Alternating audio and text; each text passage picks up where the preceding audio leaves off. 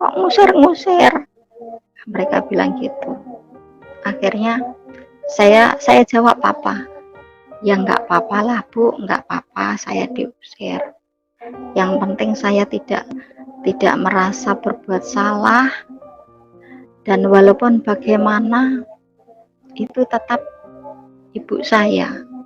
Puji nama Tuhan, salam sejahtera untuk kita semua. Jumpa lagi bersama saya, Sobat Channel Mateo Steva. Apa kabar kalian semua? Harapannya kiranya kita semua dalam perlindungan Tuhan ya. Ya, sahabat Tuhan, seperti cuplikan video yang sudah kita dengarkan bersama, bahwa kali ini kami admin dari channel Mateo Steva akan membagikan atau menayangkan sebuah kesaksian dari seorang muslimah yang murtad menjadi pengikut Kristus. Nah, penasaran dengan kisah selengkapnya? Mari kita sama-sama tonton kesaksian berikut ini. Terima kasih, saya sudah diberi waktu untuk membagikan kisah perjalanan saya sebagai seorang Kristen, dan puji Tuhan kita malam ini bisa terlaksana. Semoga kiranya Tuhan melancarkan segala sesuatunya malam ini dari awal, pertengahan hingga akhirnya. Saya perkenalkan, sebelumnya saya Ibu Sulastri. Mungkin yang dulu saya pernah memberikan kesaksian juga di channel Bapak Franky ini. Saya mau flashback sedikit kisah saya yang dahulu. Saya Ibu Sulastri dari Madiun, dan saya, Bapak Ibu semuanya sudah tahu, saya dari berkeyakinan seberang. Ya, kenapa saya bisa menjadi Kristen, memilih dan mengikut Tuhan Yesus sebagai Tuhan dan Juru Selamat saya? Itulah karena kebaikan Tuhan yang memilih saya yang mengangkat saya dari kebinasaan menuju kehidupan, dari jurang maut menuju ke keselamatan.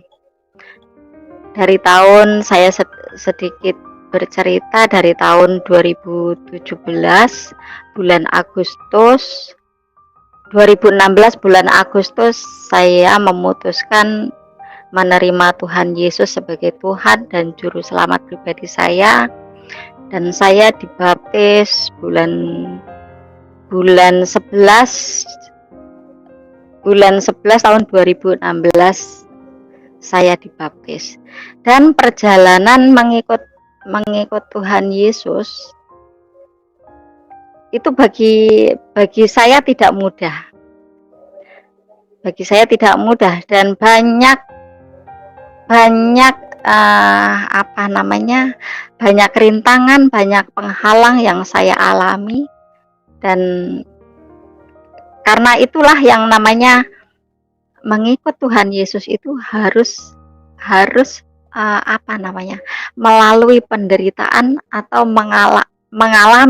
harus mengalami penderitaan, entah itu aniaya, entah itu penderitaan secara rohani, penderitaan secara jasmani, itu harus kita alami sebagai anak Tuhan. Nah, itulah yang saya alami dulu. Saya diusir dari rumah, tapi puji Tuhan, kebaikan Tuhan kita Yesus Kristus yang telah mengasihi umatnya, yang mengasihi anaknya. Siapa yang dipanggil, siapa yang dipilih pasti akan dikasihi oleh Tuhan. Dan itulah yang Tuhan nyatakan dalam hidup saya. Puji Tuhan, saya diusir dari rumah itu. Saya tidak sakit hati, saya tidak membenci keluarga saya. Justru sebaliknya, saya lebih mengasihi mereka, lebih sayang sama mereka. Waktu sebelum mengenal Tuhan Yesus, ada masalah sama keluarga saya. Biasa di dalam keluarga itu kalau banyak saudara, pertengkaran itu pasti terjadi. Dan sampai sakit hati yang ujung-ujungnya sampai menyimpan dendam kesumat itu. Puji Tuhan, baiknya Tuhan kita Yesus Kristus yang telah menyelamatkan saya dari rasa dendam, dari rasa iri hati, dengki, apa itu dihilangkan semua oleh Tuhan Yesus. Saya nggak tahu itu hilangnya kemana. Yang dendam kesumat, yang benci membenci itu hilang tanpa tahu kemana hilangnya, tanpa tahu apa sebabnya. Itulah baiknya Tuhan kita Yesus Kristus. Tuhan Yesus Kristus yang dahsyat, yang luar biasa, Tuhan yang hidup, Tuhan yang menyelamatkan. Dan kami lanjut perjalanan mengikut Tuhan Yesus. Tidaklah sangat mudah. Setelah saya menjalani kehidupan sebagai seorang Kristen,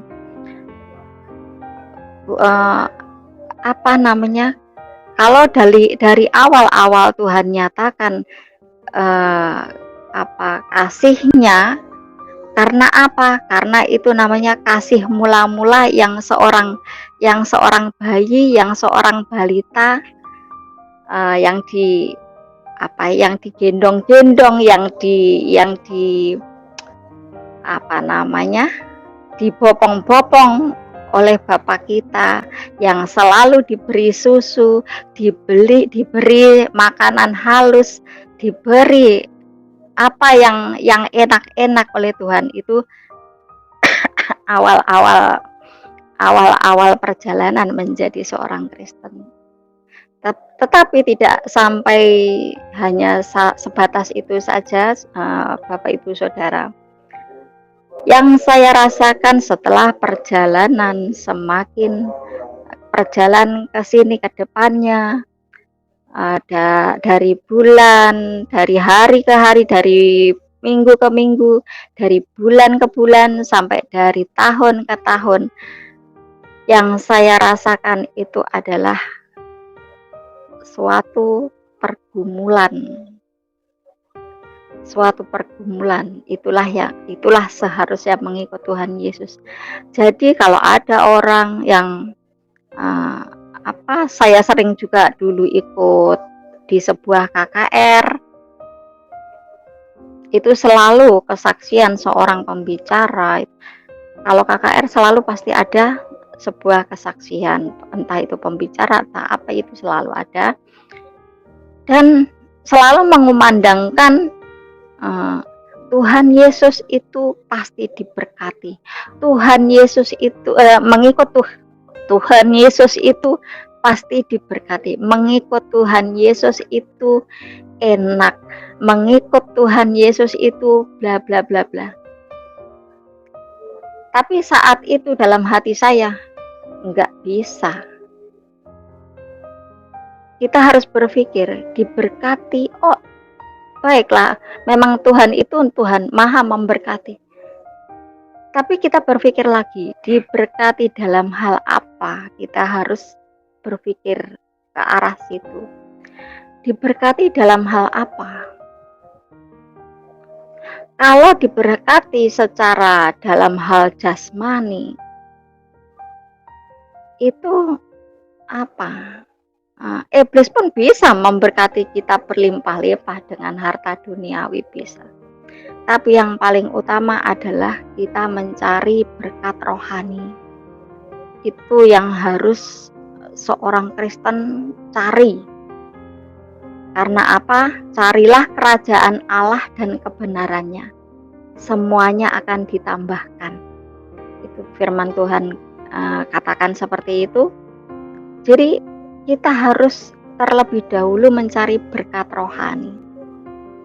Dan semuanya berkat jasmani, yang lain dan sebagainya itu akan ditambahkan oleh Tuhan.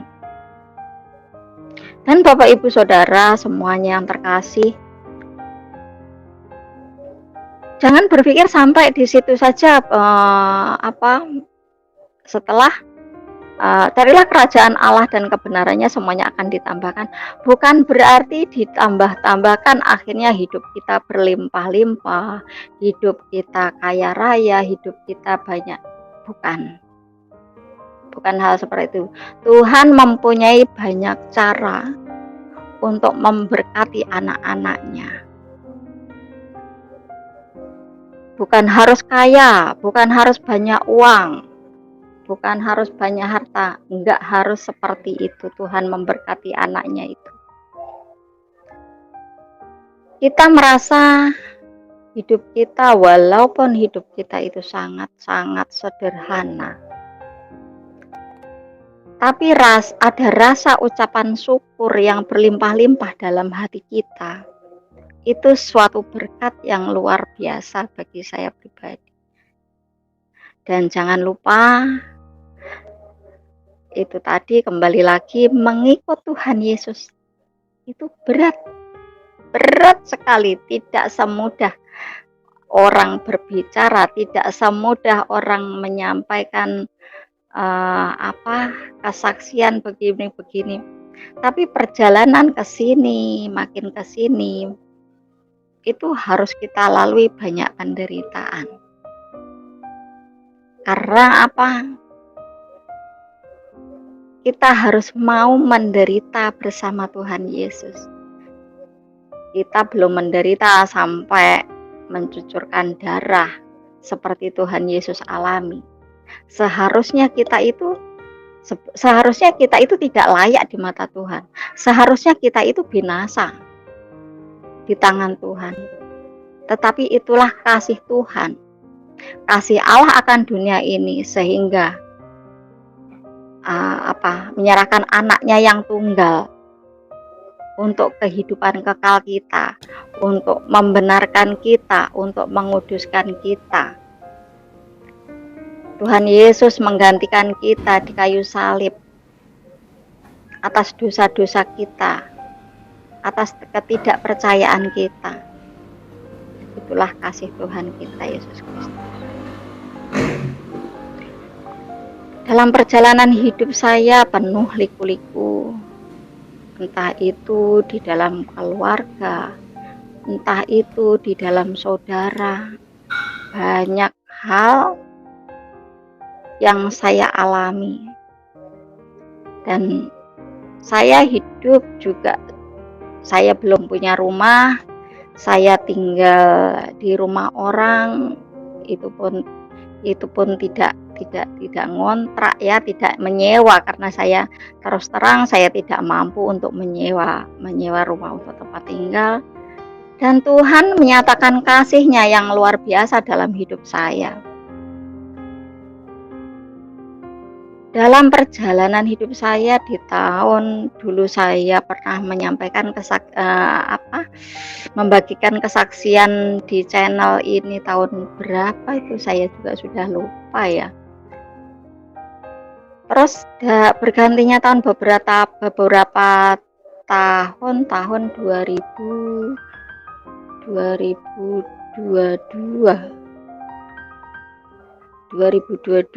saya diberi hadiah Natal oleh Tuhan.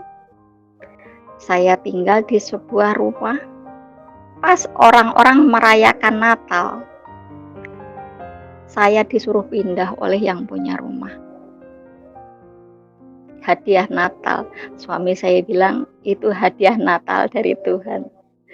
Disuruh pindah dari rumah yang saya tempatin, alasannya mau ditempati sendiri, dan saya dalam keadaan bingung juga. Saya minta waktu, Pak, saya minta waktu, karena saya harus mencari rumah. Itu pun saya nggak pegang uang.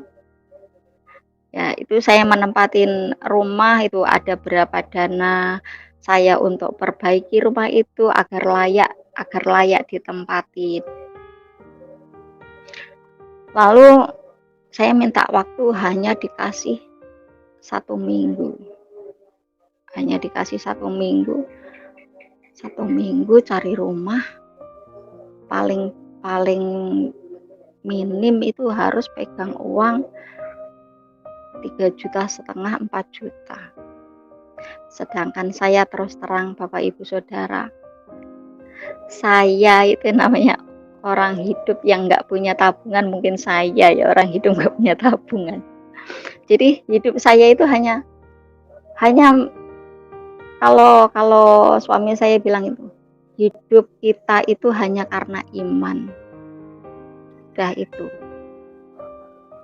hidup karena iman.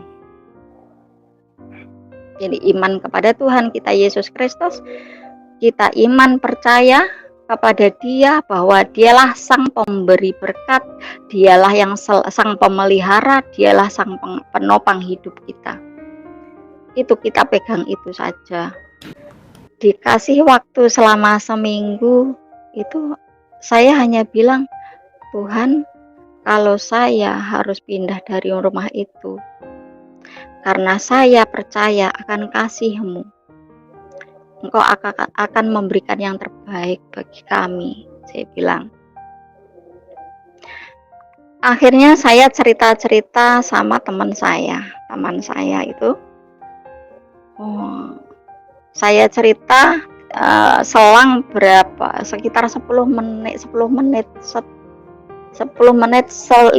menit, saya ditelepon kembali sama teman saya. Tante tolong ke rumah, tante sama om tolong ke rumah. Loh, jam berapa? Kapan? Ya kalau bisa sekarang.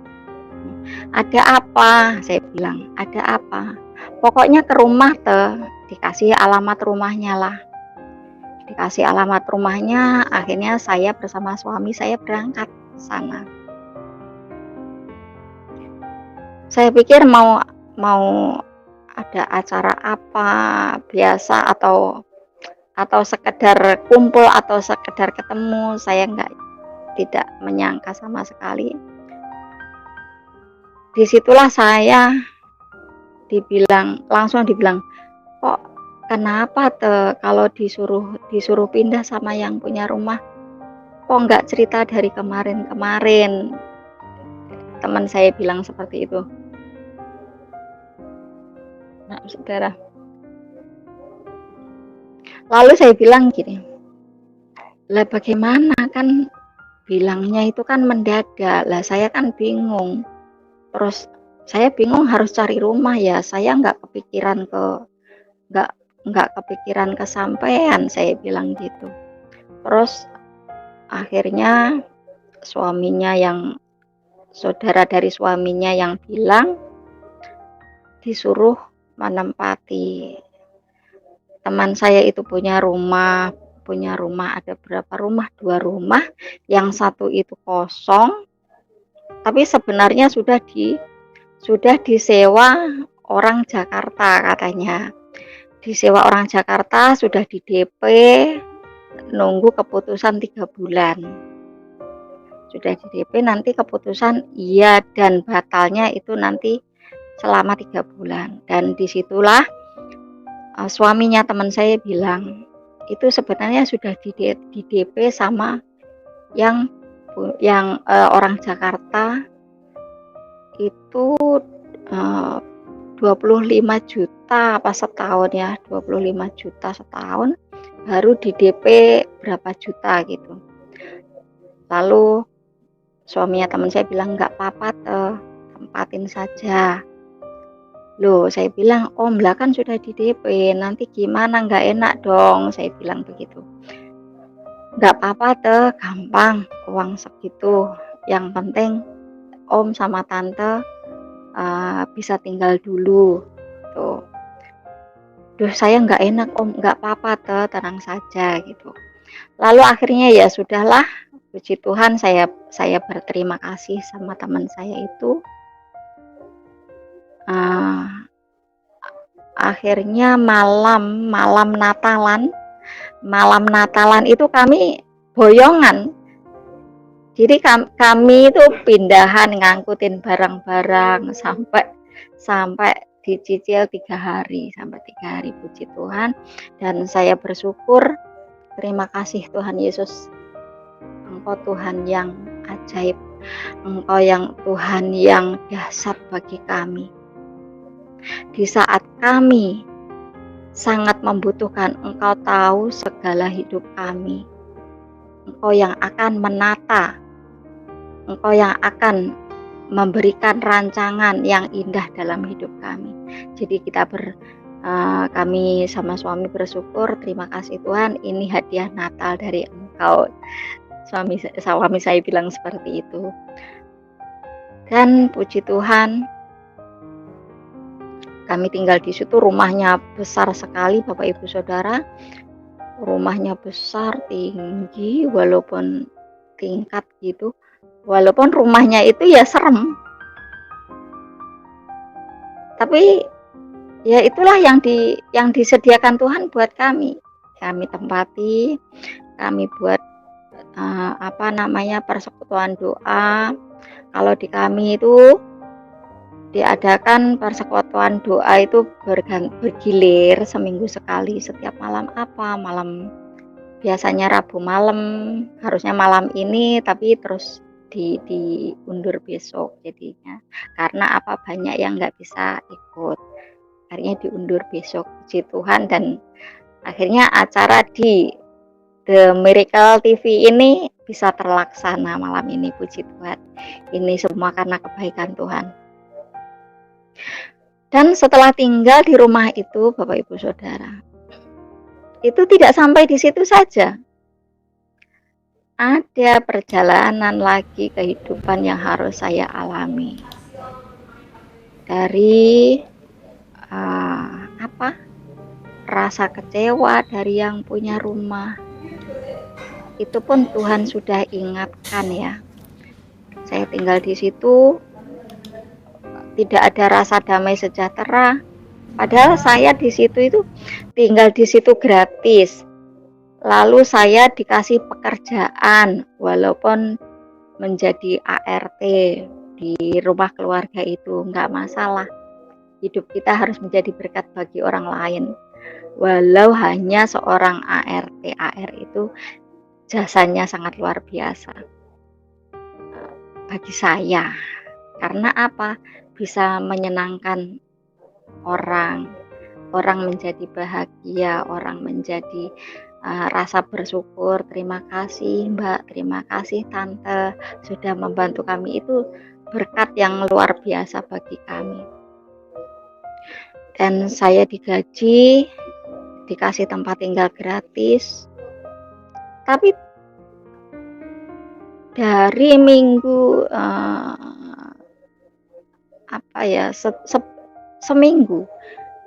seminggu setelah saya bekerja di rumah itu, di rumah yang teman saya itu, Tuhan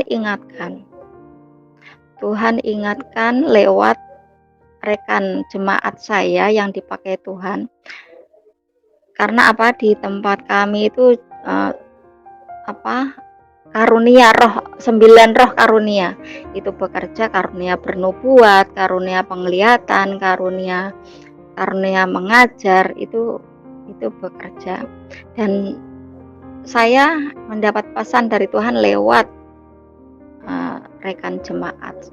Saya ditelepon, suruh menyampaikan ke saya, Bu, saya dapat pesan dari Tuhan. Tuhan bilang anakku harus keluar dari rumah itu. Aku tidak berkenan anakku berlama-lama tinggal di rumah itu. Aku tidak berkenan. Aku tidak berkenan, aku tidak suka anakku terikat dalam keluarga itu. Tuhan bilang seperti itu. Dan itu pun seminggu setelah saya kerja di situ, memang ada rasa tidak damai sejahtera, tidak ada nyaman. Padahal kalau dipikir orangnya baik hati semua, keluarga itu, dari bapaknya, ibunya, om, tante yang punya rumah yang saya tempatin, itu keluarganya baik-baik semua. Tapi kenapa kok Tuhan bilang saya tidak berkenan anak berlama-lama tinggal di rumah itu? Kalau anakku masih bertahan lama-lama tinggal di rumah itu, akan ada masalah yang lebih besar. Itu Tuhan ingatkan seperti itu. Jadi sebelumnya saya sudah merasa tidak ada damai sejahtera. Setelah itu dapat pesan dari Tuhan lewat rekan jemaat seperti itu. Kalau Tuhan itu sudah berfirman, sudah mengatakan A, itu pasti terjadi. Karena firman Tuhan iya dan amin. Firman Tuhan, apa yang dikatakan Tuhan itu tidak akan kembali dengan sia-sia dan pasti itu terjadi. Nah, setelah berminggu-minggu setelah saya menerima pesan itu, saya berpikir, terus mau kemana lagi Tuhan? Saya tinggal di rumah itu belum lama Bapak Ibu Saudara. Saya tinggal di rumah itu baru sekitar 3 bulan. 3 bulan pun belum genap. Dan saya harus keluar dari rumah itu. Harus gotong-gotong barang lagi. Nyari tempat tinggal lagi. Tapi kalau Tuhan sudah mengatakan hal itu, kita harus siap-siap. Saya hanya bergumul setiap malam. Saya bilang, Tuhan, terus saya mau kemana lagi Tuhan? Tapi saya ngobrol sama Tuhan itu pakai bahasa Jawa. Saya harus kemana lagi Tuhan? Baru saya istirahat. Belum lama saya otang-otong angkat-angkat barang ini. Dan saya harus keluar lagi dari rumah ini Tuhan. Saya harus kemana? Berhari-hari saya bergumul sama Tuhan. Saya ajak ngobrol Tuhan. Kadang itu saya ya, gimana sih Tuhan, saya bilang. Kok seperti ini sih? Mengikut Engkau memang berat rasanya Tuhan.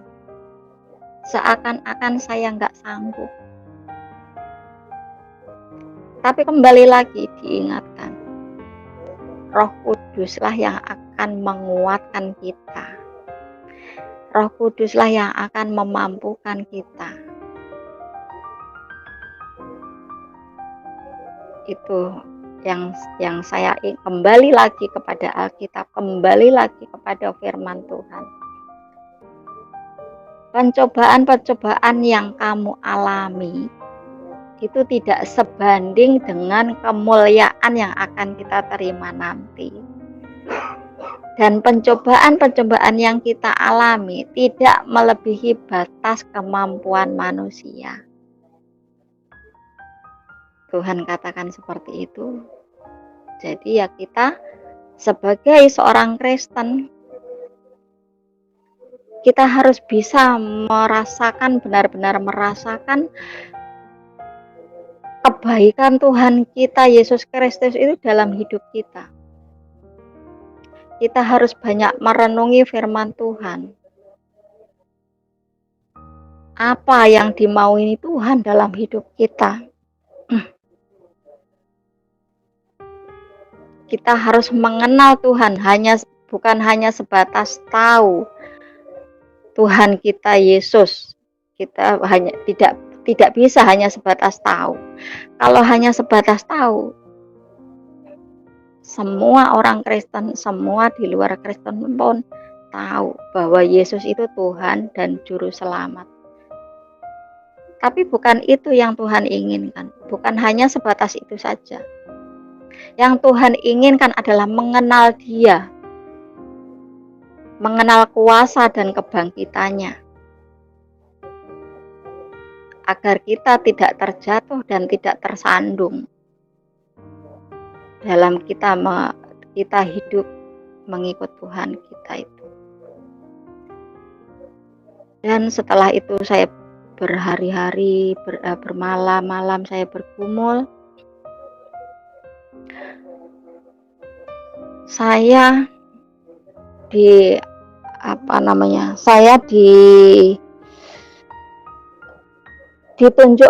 ditunjukkan ayat Alkitab di dalam tapi nggak saya buka ya, di dalam Mazmur 22 ayat 25 atau coba dalam Mazmur 25 ayat 22 lupa. Nah, disitulah Tuhan ingatkan dalam ayat itu, dan saya langsung terima kasih Tuhan, terima kasih. Engkau adalah Tuhan sang penolong, dan semakin hari semakin nyata kasih-Mu dalam hidup kami. Walaupun hidup kami banyak pergumulan, banyak permasalahan, hanya Engkaulah yang bisa menguatkan kami. Setiap dalam doa kami, tiada daya dan upaya, tiada daya kekuatan dan upaya usaha, kecuali dari Engkau Tuhan Yesus. Setiap kali berdoa saya seperti itu. Lalu setelah mendapat ayat itu, saya terima kasih pada Tuhan. Akhirnya saya dibilang sama yang punya rumah, dibilangi sama yang punya rumah itu, ini rumah ini mau saya tempati. Nanti tante sama om pindah di rumah satunya ya, yang sama ibu tinggal.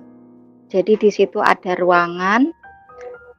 satu ruangan, nanti sebelahnya untuk ibu dan bapak, nanti sebelahnya untuk om sama tante. Sampai kapan om sama tante tinggal di situ terserah om dan tante. Lalu saya mau diberi tugas untuk mengelola kos-kosan, karena mereka lagi membangun kos-kosan itu lumayan banyak Bapak Ibu Saudara. Ada yang 24 pintu, ada yang 16 pintu, ada yang 12 pintu, ada yang 24 pintu. Itu aktif semua, dan saya mau diberi tugas untuk tanggung jawab hal itu. Tapi karena saya sudah diingatkan oleh Tuhan itu tadi Bapak Ibu Saudara, Tuhan bilang aku tidak berkenan anakku terikat dalam keluarga itu.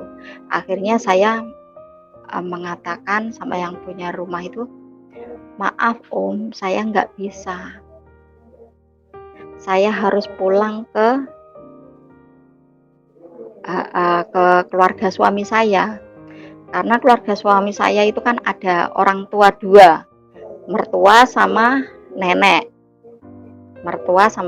dan mertua saya itu kan juga sering sakit-sakitan karena sudah capek mengurus nenek sudah tua, sudah nggak bisa apa-apa di tempat tidur. Nah, disitulah itu yang menjadi alasan saya kuat untuk bisa keluar dari rumah itu. Lalu kenapa saya harus pulang ke rumah mertua, kasihan mertua sering sakit, saya bilang gitu. Terus dihalang-halangi sama yang punya rumah itu. Jangan kalau bisa tinggal di sini aja sama ibu saya, sama bapak saya, kan enak, nanti dari saya masih dapat gaji, terus ngurus kos-kosan, terus di situ nanti bisa jualan apa yang dibutuhkan anak kos, uangnya bisa ditabung buat tante, buat om. Mereka bilang seperti itu. Secara jasmani ya memang nyaman untuk tabungan masa depan gitu kan, secara jasmani, secara materi. Tapi kalau Tuhan sudah tidak berkenan, saya nggak bisa bantah apa yang dikatakan Tuhan. Saya bersikukuh untuk keluar dari rumah itu. Kasihan mertua saya om, sudah tua ngurusin nenek. Nenek sudah nggak bisa apa-apa.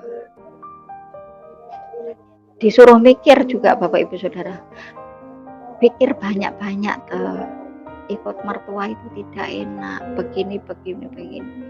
Iya, saya tahu. Tapi bagaimanapun saya harus pulang ke sana, kasihan sama mertua saya bilang gitu. Karena mertua saya juga kan suaminya sudah nggak ada, tinggal mertua perempuan sama nenek. Akhirnya saya bilang ya sudah, langsung besoknya Bapak Ibu Saudara, langsung besoknya itu saya ya sudah mulai beres-beres. Tapi sebelum beres-beres itu Tuhan sudah tunjukkan bahwa akan ada masalah yang lebih besar.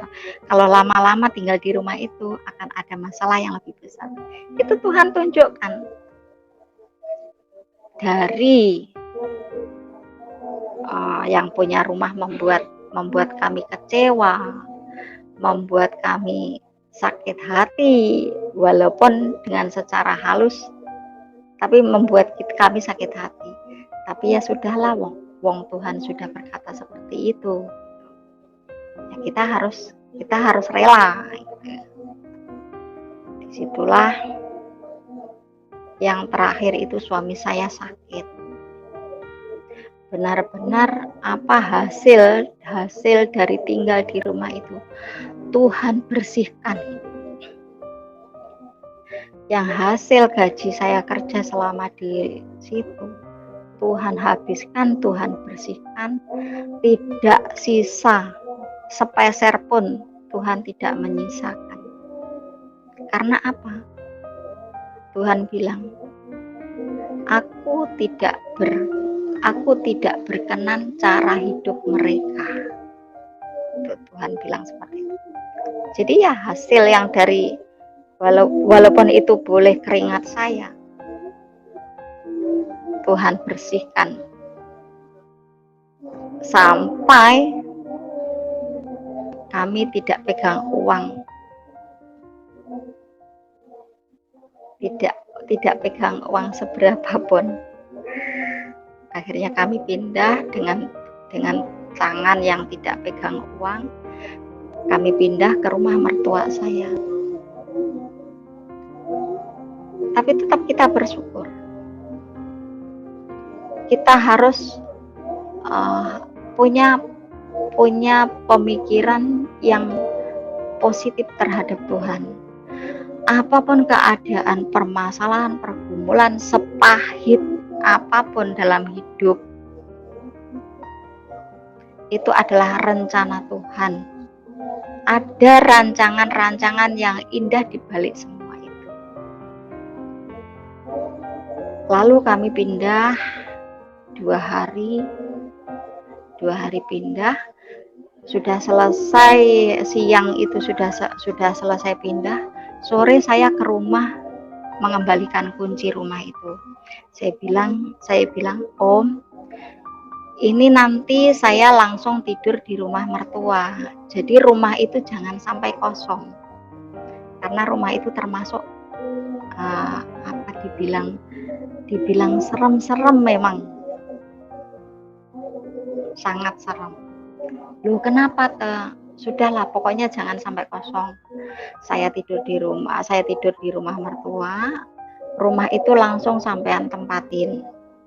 Akhirnya saya bantu sama suami saya, Bapak Ibu, yang ngangkutin gelas, kasur, bantal untuk tidur malamnya. Sudah selesai, saya tinggal sama mertua. Belum ada 1 bulan Bapak Ibu Saudara. Pas lagi ibadah, saya ditelepon sama yang punya rumah. Namanya ibadah kan, HP saya pasti saya matikan, saya silent gitu. Sudahlah selesai ibadah, saya lihat HP kok ada panggilan tak terjawab. Saya telepon kembali. Ada apa? Oh maaf tadi masih ibadah, saya bilang gitu. Ini masih di tempat gereja ya "Ya Om, ada apa? Mau tanya," katanya. "Mau tanya." Saya pikir ada masalah apa ini. Lalu dia bertanya, selama tante tinggal di rumah itu ada apa mengalami apa Saya langsung mengarah pembicaraan dia, tapi saya pura-pura bertanya, maksudnya Om, saya bilang, selama tante sama Om tinggal di situ itu ada masalah apa ya? Nggak ada apa-apa itu, saya bilang gitu. Nggak ada apa-apa, kenapa? Saya bilang gitu. Nyaman-nyaman saja, saya bilang. Malah yang benar yang jujur iya ada apa? Kok saya nempatin di rumah itu baru berapa ini saya sudah diganggu gini-gini, istri saya sudah diganggu begini-begini, seperti itu. Nggak ada Om, baik-baik saja saya tinggal di rumah itu. Ya kalau untuk rumahnya memang rumah itu sangat, ya mungkin sebelum ditempatin itu yang nempatin dulu mungkin apa gimana saya nggak tahu. Memang kalau dibilang penghuni ya banyak sih di situ, penghuninya banyak. Saya pun merasakan, saya bilang, karena saya juga punya piaraan saya juga merasakan. Tapi sejauh itu nggak ada gangguan yang begini-begini, tenang, nyaman-nyaman saja, saya bilang gitu. Tante bohong, katanya gitu. Iya Om, benar. Terus lalu akhirnya Bapak Ibu Saudara, yang punya rumah itu nggak kuat tinggal di rumah itu, akhirnya sampai sekarang kosong lagi, dijual. Ada tulisan dijual tapi nggak laku-laku karena sudah termasuk terkenal, itu rumah itu sudah terkenal, dibilang angker lah seperti itu. Dan tidak tidak sampai di situ saja. Setelah sekian lama saya ikut di mertua, awalnya nyaman-nyaman saja sampai akhirnya dapat 2 bulan setengah 2 bulan setengah kalau nggak salah ya, ada lagi permasalahan dari keluarga suami, dari adik ipar saya yang namanya satu keluarga kan pasti ada masalah, pasti selalu ada dalam keluarga itu permasalahan. Tetap saya masih bisa bertahan. Yang penting saya nggak bikin salah. Yang penting saya berusaha berbuat yang terbaik dalam keluarga suami. Dan akhirnya pada hari yang sangat berat, saya harus keluar dari rumah itu juga. Saya disuruh sama mertua saya harus keluar dari rumah itu. Dan ya saya juga menanyakan dengan baik-baik, saya nggak marah, saya nggak apa, hanya saja saya kaget Bapak Ibu Saudara. Sedangkan kalau dipikir keluarga suami itu kan juga keluarga Kristen. Saya kaget, loh ada apa Bu? Memang salah saya apa? Memang saya berbuat apa? Selama di sini saya ibaratnya apa? Banyak membantu, banyak mempermudah lah, banyak meringankan lah gitu. Tapi tetap mertua saya bilang kami harus keluar dari rumah itu. Dan sampai tetangga-tetangga pun sampai tahu, mereka menguatkan saya, yang sabar ya Tri, yang sabar. Sampai tetangga bilang gitu, katanya orang Kristen itu pengajarannya kasih. Nah, itulah Bapak Ibu Saudara. Jadi mereka di luar sana, di luar Tuhan, mereka tahu bahwa di dalam kekristenan itu ajarannya kasih. Tapi apa yang terjadi? Apa yang terjadi? Sebaliknya. Sampai tetangga bilang katanya di Kristen itu ajarannya kasih. Kok seperti itu katanya? Kok ngusir-ngusir? Mereka bilang gitu. Akhirnya saya jawab apa? Ya nggak apa-apa lah Bu, nggak apa-apa saya diusir.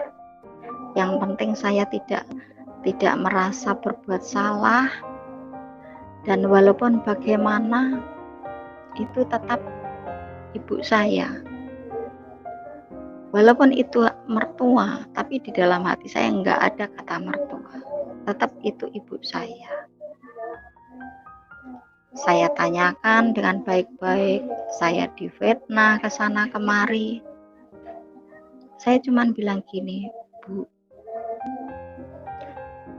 Ibu setiap ngobrol sama saya yang diperkatakan tentang kasih.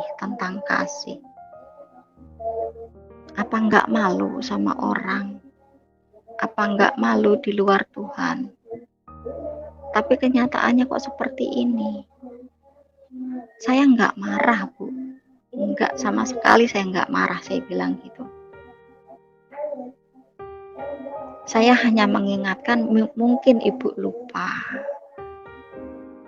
Mungkin Ibu belum bisa memahami bagaimana itu kasih, apa itu kasih.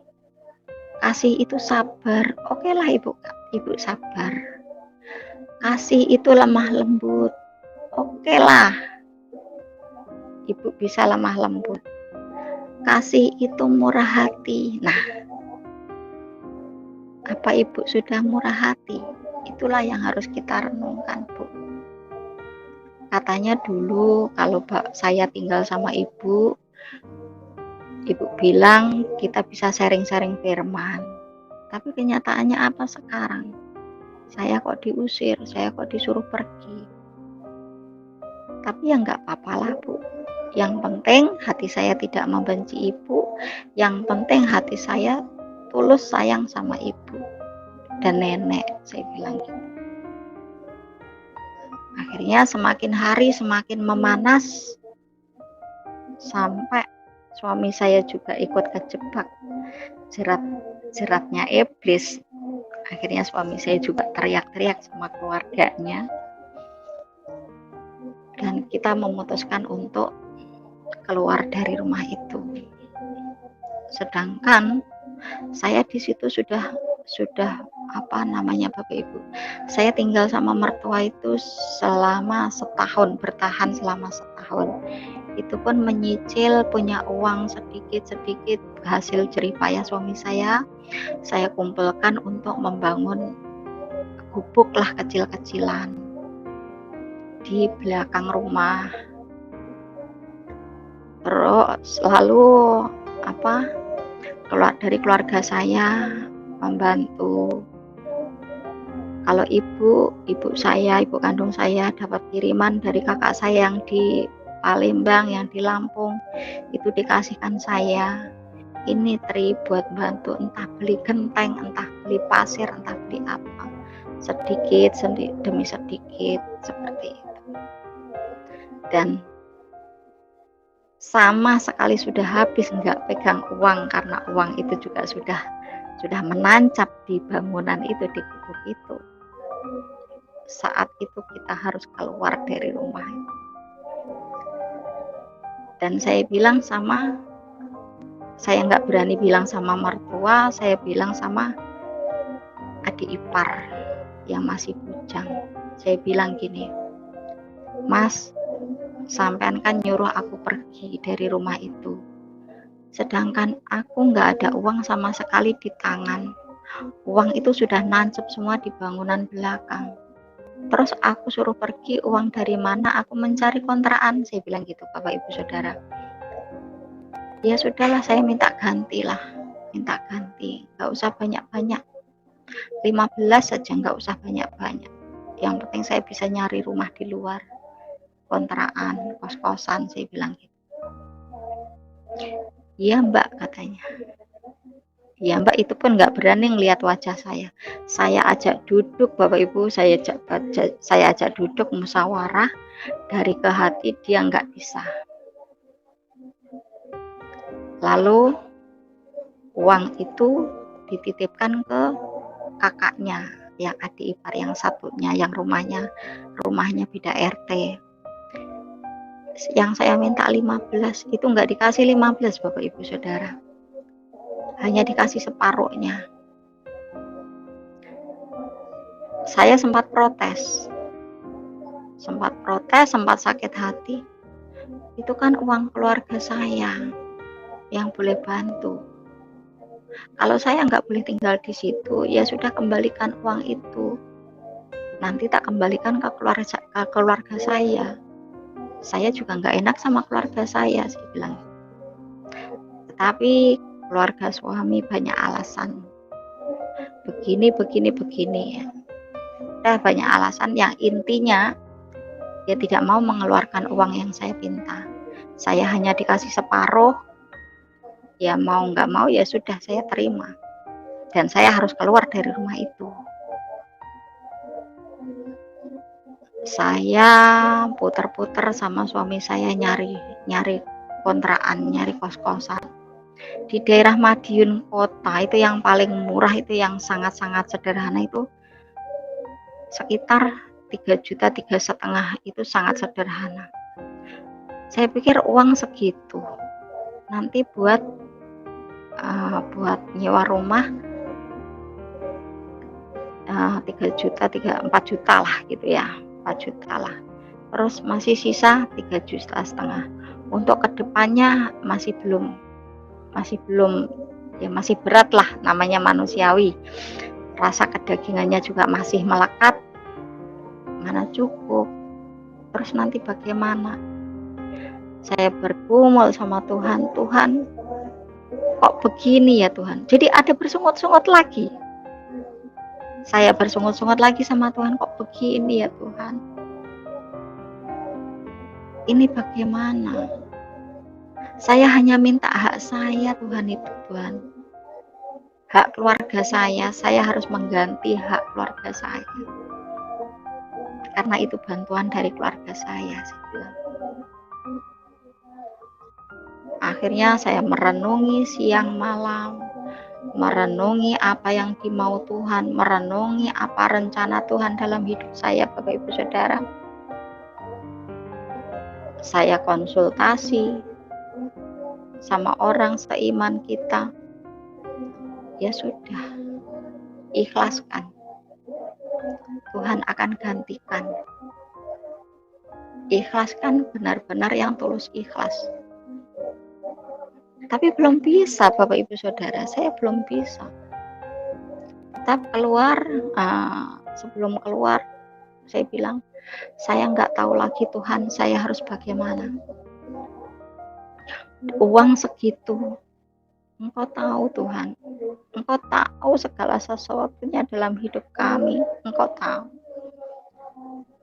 Pokoknya saya nggak mau tahu Tuhan, aku nggak mau Tuhan. Aku nggak mau tahu, Engkau carikan rumah, Engkau carikan tempat tinggal. Dimanapun Engkau menempatkan aku Tuhan. Yang penting rumah itu gratis, saya bilang gitu sama Tuhan. Tapi pakai bahasa Jawa. Yang penting rumah itu gratis Tuhan. Uang segitu nanti tidak cukup. Saya bilang gitu sama Tuhan. Setelah saya bilang sama Tuhan, tetap ada pikiran-pikiran nyari kemana, masih tetap. Selang 3 hari, kakak saya telepon, Mat, daripada kamu pindah ke sana kemari, ikut mertua diusir-usir, itu loh rumahnya Pak D kosong. kosong, nggak ada yang nempatin, rumah itu sudah mau rubuh daripada nggak ada yang nempatin. Rumah itu apa masih ada, kan sudah tua banget itu. Masih, tapi ya seperti itu, kelihatan ke sana. Akhirnya saya berangkat. Sebelumnya lihat rumah itu, Bapak Ibu Saudara, temannya suami saya bilang, Mas, di sana ada kontrakan, ada rumah 1 tahunnya 1,5 juta katanya. Di dekat di samping kelurahan. Saya cari sama suami saya, nggak ketemu, mana rumah itu, nggak ada, sepi, nggak ada orang yang mau ditanya, terus nggak ada tulisan rumah disewakan, nggak ada. Lalu kita kembali, suami saya bilang gini, coba Ma, ayo lihat yang katanya kakak di rumah Pak D itu. Saya bilang, ya Kak, apa mau tinggal di rumah itu rumahnya nggak layak loh ya. Kalau lihat bangunannya apa mau. Ya wes, dilihat aja, dijajal dulu ke sana, ayo. Akhirnya sore kita lihat keliling, karena nggak bisa masuk kan, keliling. Itu rumahnya, temboknya sudah bongkah, Bapak Ibu Saudara. Karena rumah zaman dulu itu kan apa namanya, luluhnya itu bukan semen pasir, tapi tanah liat. Zaman dulu itu kan tanah liat, temboknya itu bata, tapi luluhnya itu tanah liat. Sampai di apa namanya, kalau bahasa Jawa itu dilepoh, itu lepohnya juga tanah liat. Lalu di catnya itu cat apa namanya, kapur yang putih itu, Bapak Ibu Saudara, kapur gamping namanya. Rumahnya sudah bongkah semua. Terus suami saya bilang gitu, nggak apa-apa Ma, tinggal di rumah ini aja. Bener mau ya? Iya wes, nggak apa-apa, nanti kita betulin sedikit demi sedikit, suami saya bilang gitu. Ya sudah, kita memutuskan untuk tinggal di rumah itu yang sampai sekarang puji Tuhan saya tempatin ini, Bapak Ibu Saudara. Ini di rumahnya Pak D yang nggak layak pakai lah. Dan uang segitu yang ada di tangan, yang boleh kasih dari adik ipar yang 7,5 itu, langsung dibelikan pasir, dibelikan semen. Lalu teman saya dulu waktu di Nasi Padang, adiknya bos apotek yang saya dulu kerja, main ke rumah. Kamu itu loh Mas, kok saya pindah ke sana tahu, pindah ke sini tahu, heran aku. Terus tahu beli pasir kan, besok pagi-pagi teman saya itu datang, ayo tak bantuin, ayo apa yang mau dikerjain, pagi-pagi itu, ayo tak bantuin, ayo dikerjain.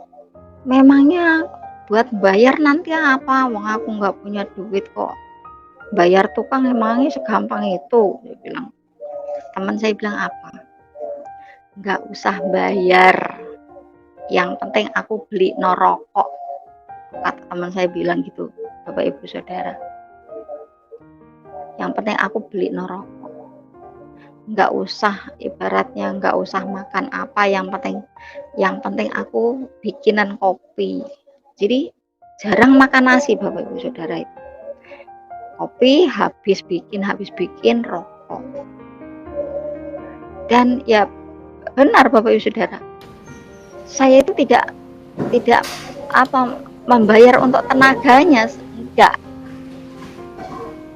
Jadi ada uang 100, Mas saya punya uang 150 ya, kamu 50 aku 50 ya, ya nggak apa-apa. Nanti ada Mas, aku nggak punya uang, punya uang 50 besok aja ya. Seperti itu Bapak Ibu Saudara. Di saat saya punya uang 150, Mas ini aku punya uang 150, kamu yang 100, aku yang 50 ya. Ya manut Bapak Ibu Saudara. Puji Tuhan, itu kalau bukan karena Tuhan, nggak ada seperti itu, nggak bisa seperti itu. Zaman sekarang mana ada sih orang kerja kuli tapi gajinya semau, ibaratnya semau yang gaji. Nggak ada Bapak Ibu Saudara. Itulah kebaikan kita Tuhan Yesus Kristus. Tapi ya belum selesai Bapak Ibu Saudara.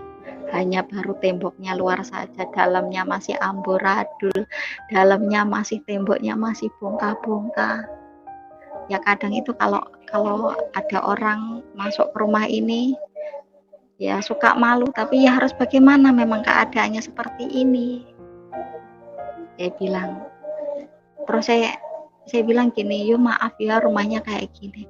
Alah nggak apa-apa Mbak, santai saja, tenang. Nanti mau dibetulin juga rumahnya orang, masa dibetulin bagus-bagus katanya gitu. Tapi bagi saya ya kalau ada ya nggak apa salahnya kita betulin, biar kita terasa nyaman tinggal di rumah ini, seperti itu. Lalu yang punya yang punya tempat ibadah, karena yang punya tempat ibadah itu kan tahu kalau saya pindah lagi rumah, saya dibantu dikasih uang 200. Mbak Lastri, ini saya ada berkas sedikit buat beli semen. Ya Bu, nggak usah, uang itu bukan rumah saya bilang gitu Bapak Ibu Saudara.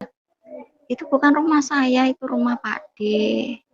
Nggak apa-apa Mbak Lastri, yang penting sampean nyaman tinggal di rumah itu. Nggak apa-apa, terima, jangan ditolak. Saya bisa bantunya ya seperti ini, segini. Akhirnya saya terima kasih Bu, terima kasih, Tuhan berkati, saya bilang gitu. Akhirnya pulang langsung saya suruh belikan semen Bapak Ibu Saudara itu sama suami saya. Ini dari ibu yang punya tempat ibadah ya, suruh beliin semen, dibelikan semen. Langsung diselesaikan sama yang teman saya itu. Ya itulah puji Tuhan Bapak Ibu Saudara, kebaikan Tuhan. Jadi apapun pergumulan dalam hidup kita ini, kesusahan apa, permasalahan apa, sepahit apapun, tetaplah jangan sampai jauh dari Tuhan. Jangan sampai kita meninggalkan Tuhan, jangan sampai punya prasangka yang kurang baik terhadap Tuhan. Karena yakin dan percayalah Tuhan itu Maha menolong apapun keadaan kita dengan cara apapun. Itulah yang saya alami dari hari ke hari mengikut Tuhan Yesus. Di suatu saat ibu saya juga jatuh itu tulangnya patah. Saya doakan ada sebuah penglihatan dari rekan jemaat. Dalam penglihatan itu ada sebuah cahaya berbentuk tangan masuk ke luka ibu saya itu yang tulangnya patah itu. Lalu sorenya saya pergi ke rumah ibu saya karena jauh kan, dari tempat tinggal saya jauh. Saya sore ke sana, ibu saya ada yang besok gitu ya, lalu cerita ke saya, kok ini tulangku enak rasanya, rasa kayak adem, kayak enak, nggak nyeri gitu. Lalu saya cerita, Bu, setiap doa di ibadah itu ya, kita doakan semua. Dan itu tadi dapat penglihatan dari teman saya bahwa ada cahaya berbentuk tangan itu masuk ke lukanya ibu, saya bilang gitu. Itu adalah tangan Tuhan Yesus, tangan Allah, saya bilang gitu. Kalau mau besok hari apa, nanti saya undang teman-teman doa di sini, langsung tumpang tangan sama ibu, saya bilang gitu. Ibu saya mau, bapak ibu saudara, ibu saya mau, walaupun dulunya saya diusir-usir, ibu saya mau. Dan kakak saya dengar, bapak ibu saudara, kakak saya yang dulu teriak-teriak ngusir saya itu dengar. Dia bilang apa, bapak ibu saudara? Dia bilang gini, kamu itu bukan mau mendoakan ibu, tapi mau membunuh ibu, katanya. Seperti itu kakak saya. Nggak usah, kalau memang mau doa, doa aja di rumahmu sana, katanya. Sampai bilang seperti itu. Kamu bukan mau mendoakan, tapi membunuh. Sampai juga ikut, saya termasuk juga apa, kemasukan iblis juga, bapak ibu saudara. Jadi spontan saya emosi, saya bilang gitu, kamu itu mbak, mulutnya kalau ngomong itu jebat, saya bilang gitu, hatimu busuk. Saya ikut marah seperti itu, bapak ibu saudara, spontan. Kalau saya mau membunuh ibu, dulu ibu jatuh itu yang mau bawa ke rumah sakit saya, mencarikan mobil saya, nyewa mobil saya, bawa ke Solo saya sama suami saya. Masa saya mau membunuh ibu sendiri, saya bilang. Wong kita doa itu enggak orang banyak loh, cuman berapa orang tahu, enggak banyak, saya bilang gitu. Ya enggak boleh. Wong kita tuan di sini kan kami tuan rumah. Ya apa ngikutin tuan rumah gitu, katanya. Ya saya kan juga itu kan anaknya ibu. Saya mendoakan ibu saya biar cepat sembuh, saya bilang gitu. Kalau saya bilang nggak boleh, ya nggak boleh, katanya. Kata kakak saya gitu. Kalau mau doa ya sudah, doa di rumahmu aja, nggak apa-apa, terserah. Gitu kakak saya. Akhirnya saya telepon sama teman-teman saya, sama Pak Pendeta. Dulu Pak Pendeta saya masih hidup. Ya sudah Mbak Lastri, nggak usah sakit hati, nggak usah buat apa. Iya Pak, saya spontan Pak, saya kemasukan iblis juga akhirnya Pak, nggak boleh, makanya harus hati-hati. Pendeta saya bilang gitu. Ya sudah Pak, kalau enggak besok kita ini aja, kita arahkan ke rumah saya aja ya Pak, nggak apa-apa doanya. Akhirnya diadakan persekutuan doa di rumah saya. Di situ pas pujian penyembahan itu Tuhan ingatkan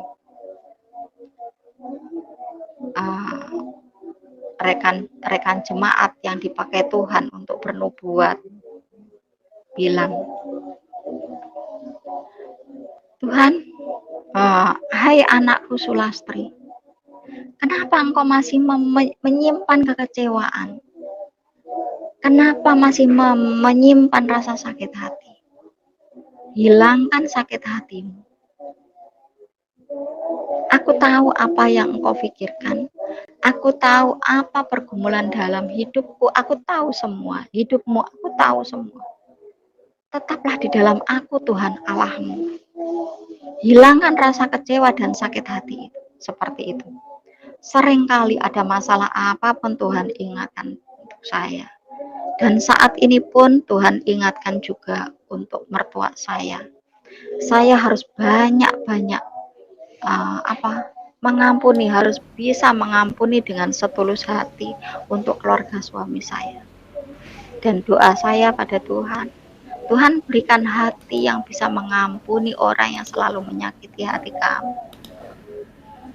Itu yang selalu saya panjatkan doa saya kepada Tuhan. Dan puji Tuhan, saat ini saya sudah bisa mengampuni keluarga suami saya sepenuhnya. Saya bisa mengampuni orang yang bersalah pada kami. Itu karena kekuatan Roh Kudus. Kekuatan Roh Kudus dalam hidup kami. Karena apa? Kalau kita tidak bisa mengampuni, Bapa di surga tidak akan mengampuni.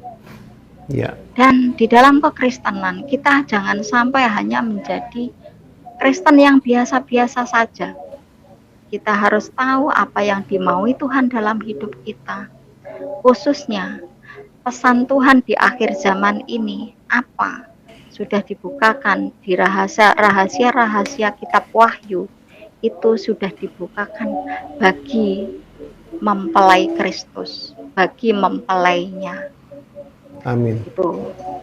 Jadi kalau kita menjadi mempelai Kristus, kita harus tahu penyingkapan-penyingkapan rahasia-rahasia Allah yang sudah berabad-abad. Itu sudah disingkapkan bagi gereja Kristus yang sejati.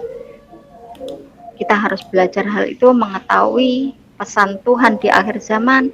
Kita harus tahu hidup kita ini yang kita hidupi di zaman apa. Kita harus tahu. Di zaman apa sih kita hidup ini? Bukan hanya ini sudah zaman akhir, semua orang di luar Kristen pun tahu bahwa ini zaman akhir. Tapi zaman apa yang kita hidupi kita harus tahu. Karena Tuhan sudah singkapkan semuanya rahasia-rahasia Allah yang sudah berabad-abad.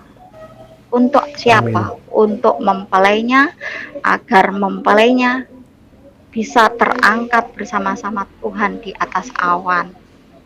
Dan seorang mempelai itu di dalam Alkitab, seorang mempelai tidak akan dihakimi, tetapi ikut menghakimi para malaikat-malaikat dan menghakimi ke 12 bangsa Israel.